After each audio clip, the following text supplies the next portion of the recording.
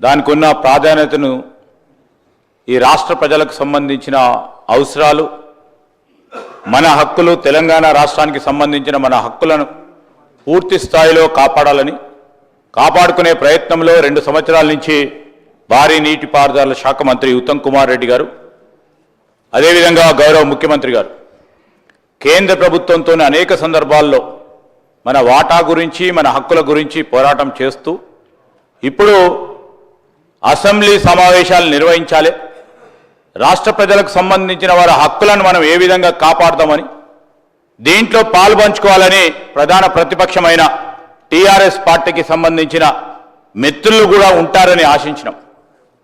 కానీ ఇంత ప్రాధాన్యత కూడుకున్న ఈ అంశం విషయంలో వారు సభకు రాకపోవడం, రాష్ట్ర ప్రజలకు సంబంధించిన హక్కులను కాపాడే ప్రయత్నంలో వారు ఏమాత్రం కూడా ఆలోచన లేకుండా ఈరోజు ఎన్నికైంది శాసనసభ్యులు సభకొచ్చి వారికి ఉన్న సంశయాలు కానీ, వారికి ఉన్న ఇంకా సలహాలు, సూచనలు కానీ ఈరోజు రాష్ట్ర ప్రభుత్వం ముందుకు తీసుకెళ్తా ఉన్న తరుణంలో వారు ఈ సభలో లేకపోవటం ఏ విధమైన అర్థం ఇస్తుంది?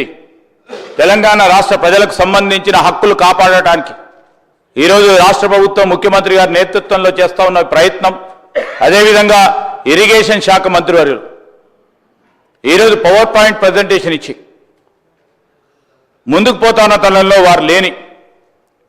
వారు తీసుకున్న నిర్ణయం అనాలోచితమైనది. రాష్ట్ర ప్రజలకు సంబంధించి వారు చేసుకున్న వారి ప్రజలకు సంబంధించిన అంశం విషయంలో మా సభ్యులందరూ కూడా వారికి ఉన్న ప్రస్తావన చేయడానికి, ఆస్కారం ఇవ్వడానికి ఈరోజు ప్రత్యేకంగా అసెంబ్లీ సమావేశాల పరంగా మీరు బీఏసీలో తీసుకున్న నిర్ణయం మేరకు షార్ట్ డిస్కషన్కు అనుమతి ఇచ్చి ముందుకు పోతా ఉన్న తరుణంలో వారు ఎందుకు లేరు? ఎందుకు రాలేదు? ఏ అంశం విషయంలో రాలేదు? ఎందుకు రాలేకపోయినారు? అసెంబ్లీ సమావేశాలంతా అంత చులుకగా ఎందుకు తీసుకుంటా ఉన్నారు?